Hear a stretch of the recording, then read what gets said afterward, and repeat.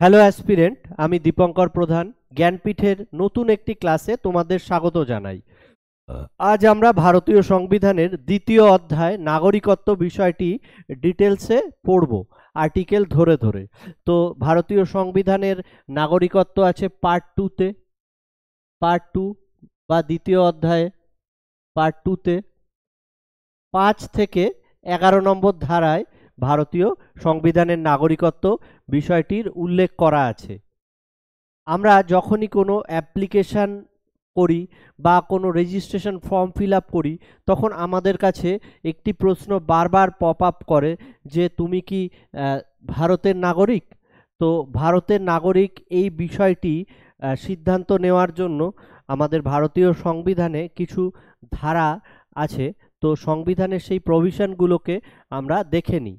বিশ্বের বিভিন্ন দেশের সংবিধানে এই নাগরিকত্ব চ্যাপ্টারটার উল্লেখ নেই, কিন্তু আমাদের ভারতের সংবিধানে সেই বিষয়টির উল্লেখ আছে, কারণ ভারতবর্ষ ইউনিক। আমরা 1947 সালের 15ই আগস্ট দেশ স্বাধীন হয়, কিন্তু আনফর্চুনেটলি সেদিনকে আমাদের পার্টিশনটাও লাগু হয়। তো পার্টিশন হওয়ার ফলে ব্রিটিশ ইন্ডিয়ার জনগণ পাকিস্তান থেকে অনেকেই ভারতে আসে এবং ভারত থেকে অনেকেই পাকিস্তানে যায়। ভার্সা হতে থাকে, কারণ এটি একটি ধর্মীয় ভিত্তিতে দেশভাগ হয়েছিল।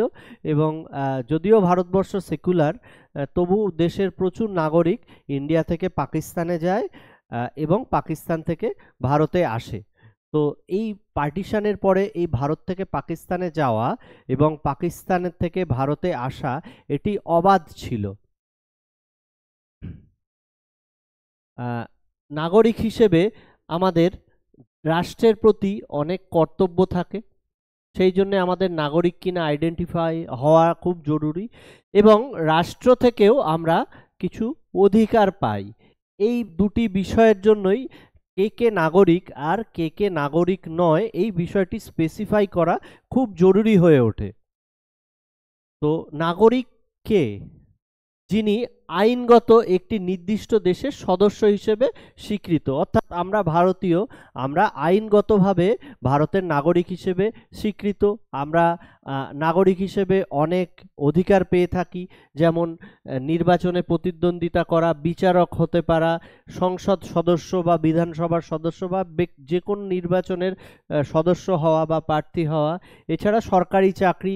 এই বিষয়গুলো শুধুমাত্র ভারতের নাগরিকরাই হতে পারবেন, কোনো বিদেশিরা এই বিষয়গুলো হতে পারবে না। এছাড়াও আরও অনেক অধিকার যেগুলো নাগরিকরাই শুধুমাত্র এনজয় করে, কোনো বিদেশি এলিয়েন তারা এনজয় করে না।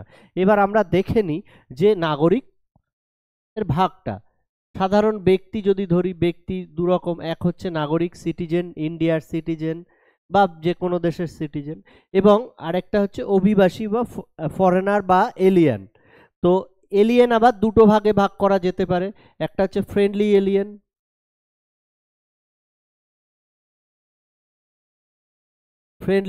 আর একটা হচ্ছে এনিমি এলিয়েন।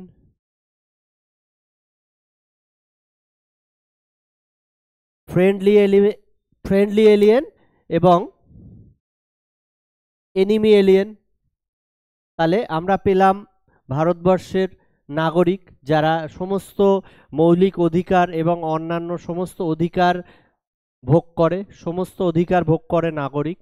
এবং ফ্রেন্ডলি এলিয়েন কারা? ফ্রেন্ডলি এলিয়েন হবে যেই সমস্ত দেশের সঙ্গে আমাদের বন্ধুত্ব সুলভ সম্পর্ক, তারা হবে ফ্রেন্ডলি এলিয়েন।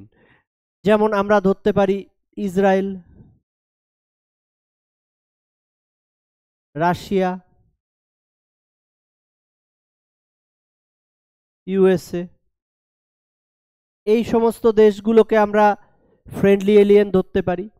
এবং এনিমি এলিয়েন কারা? যাদের সঙ্গে ইন্ডিয়া বা যে কোনো দেশ অ্যাট ওয়ার, যুদ্ধে আছে, কিংবা যেই দেশগুলোতে যেতে গেলে সহজে আমরা ভিসা পাই না, সেগুলো হচ্ছে এনিমি এলিয়েন। তো মৌলিক অধিকারের ক্ষেত্রে মৌলিক অধিকারের ক্ষেত্রে আর্টিকেল 15, 16, 19,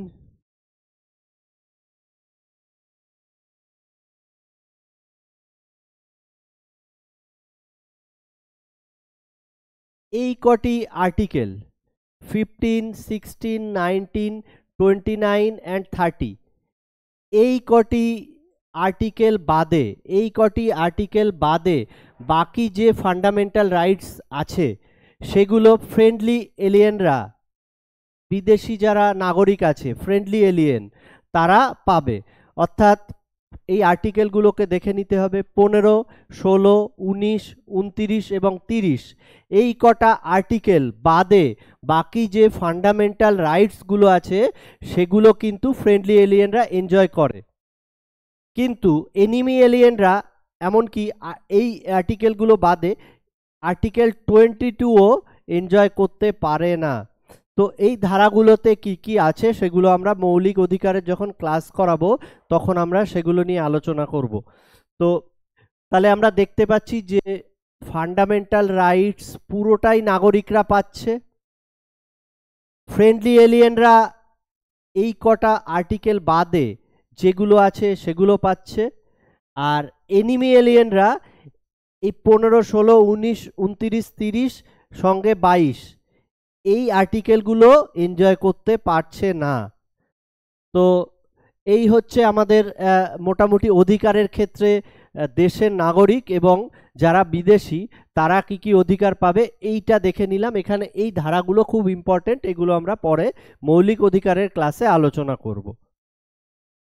এবার আমাদের সংবিধানে লেখা আছে যে কটি আর্টিকেল, তাতে লেখা আছে যে একটি কোশ্চেন ডিসাইড করা যে 26শে জানুয়ারি 1950 অ্যাট দ্য কমেন্সমেন্ট, অর্থাৎ সংবিধান যেদিন কার্যকর হয়েছে, তোমরা জানো তোমরা সংবিধানের ছাত্র, তো সংবিধান যেদিন কার্যকর হয়েছে 26শে জানুয়ারি 1950 অ্যাট দ্য কমেন্সমেন্ট, সংবিধানের কমেন্সমেন্টে ভারতের নাগরিক কারা কারা হবে এই 5 থেকে আর্টিকেল 5 to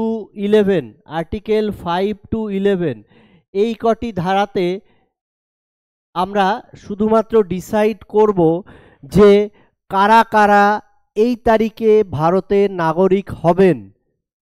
তো আমরা পরপর ধারাগুলো দেখে নেব। 5 নম্বর, 6 নম্বর সংবিধানের দ্বিতীয় অধ্যায়ের বিষয় হচ্ছে নাগরিকত্ব। 5, 6, 7, 8, 9, 10, 11 এই কটি ধারাতে আমরা জানব যে 26শে জানুয়ারি 1950 এই তারিখে কারা কারা ভারতের নাগরিক হবেন বা কারা কারা ভারতের নাগরিক। তো 5 নম্বর অনুচ্ছেদে লেখা আছে সংবিধানের সূচনাকালে অর্থাৎ 26শে জানুয়ারি 1950 তারিখে যাদের ভারতে আবাস আছে, যাদের স্থায়ী বাসস্থান আছে, অথবা সে ভারতে জন্মগ্রহণ করেছে, অথবা তার পিতা মাতার মধ্যে যে কেউ ভারতে জন্মগ্রহণ করেছে, এবং অথবা তার 5 বছরের বেশি ভারতে স্থায়ীভাবে বসবাস করেছে। তো এর মধ্যে যে কোনো একটি বিষয় যদি নিশ্চিত হয় তাহলে সে ভারতের নাগরিক হবে, অর্থাৎ এর মধ্যে যে কোনো একটি বিষয় হলেই তিনি ভারতের নাগরিক হবেন। এই বিষয়ে একটি মামলা ছিল, এই মামলাটা খুব গুরুত্বপূর্ণ, পরীক্ষাতে মামলা প্রায়ই আসে। পিবি যোশী বনাম মধ্যপ্রদেশ রাজ্যের এই মামলায় বলা হয়েছে, সিদ্ধান্ত হয়েছে যে কোনো রাজ্যের জন্য পৃথক নাগরিকত্ব থাকবে না, পুরো ভারতে একটি মাত্র নাগরিকত্ব থাকবে। অর্থাৎ আমাদের সংবিধানের যে single citizenship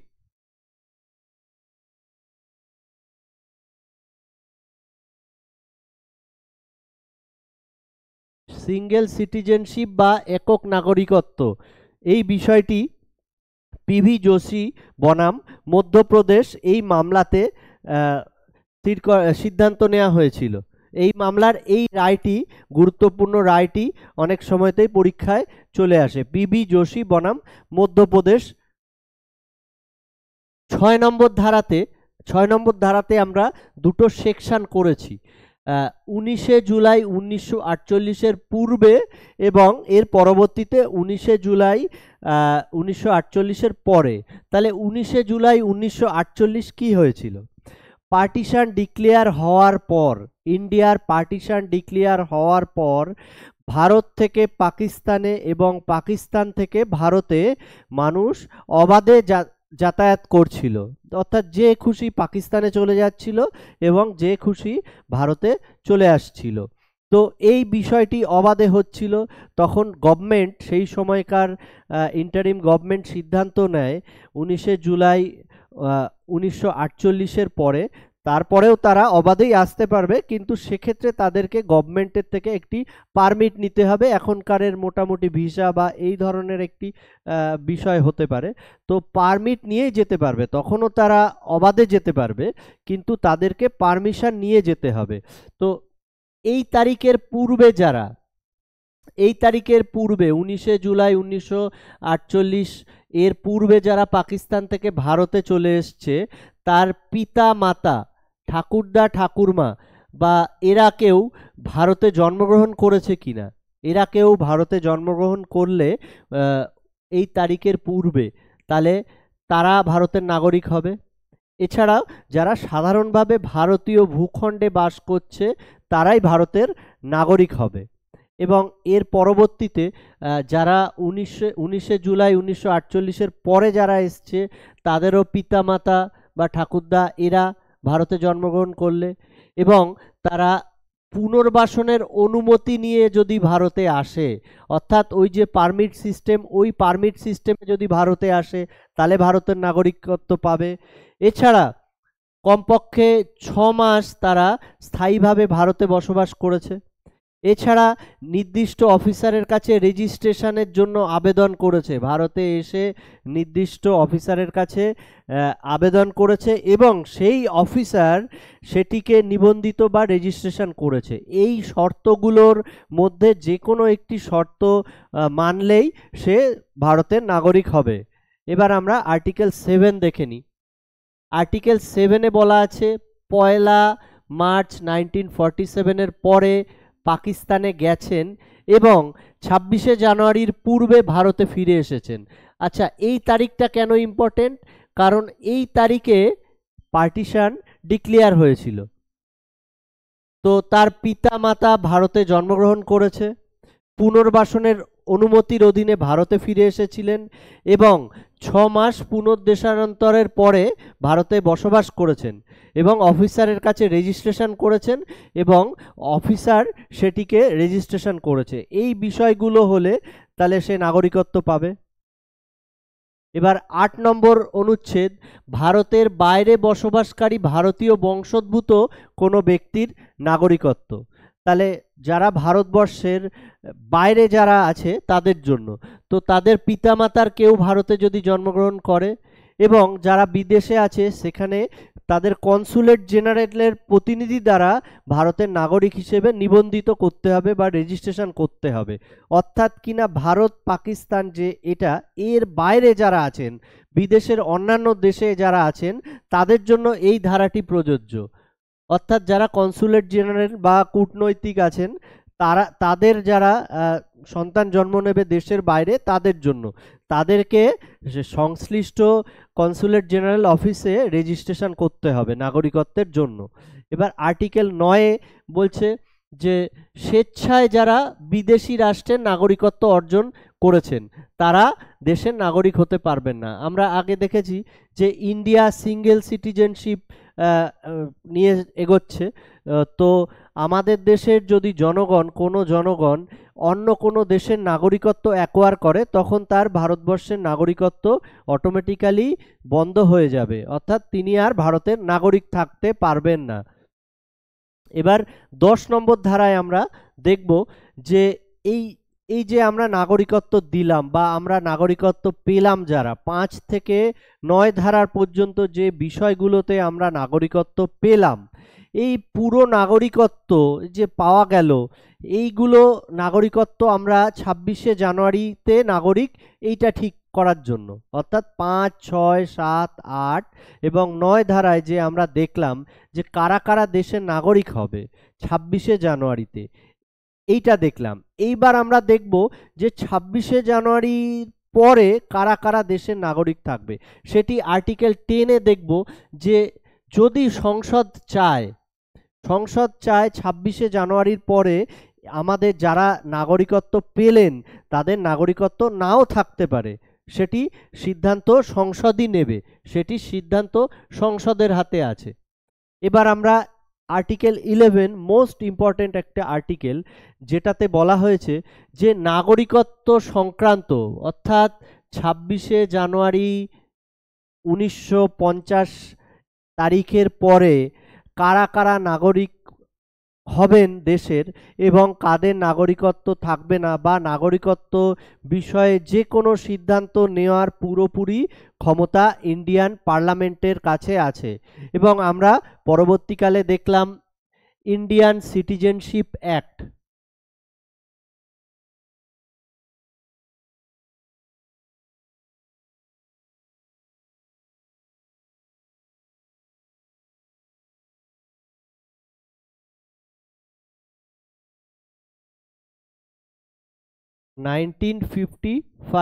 Indian citizenship act 1955, এইটার মাধ্যমেই আমাদের সমস্ত নাগরিকত্বর বিষয়গুলি নিয়ন্ত্রিত হয়। তাহলে এই বিষয়টি, এই আইনটি আমরা অন্য আরেকটি ক্লাসে আলোচনা করব। তাহলে আর্টিকেল 11তে পার্লামেন্ট এম্পাওয়ার হচ্ছে নাগরিকত্ব সংক্রান্ত কোনো বিষয়ে সিদ্ধান্ত নেওয়ার। আজকের ক্লাসটা এই পর্যন্তই, এবং আমরা পরের ক্লাসে ইন্ডিয়ান সিটিজেনশিপ অ্যাক্ট নিয়ে ডিটেলসে আলোচনা করব।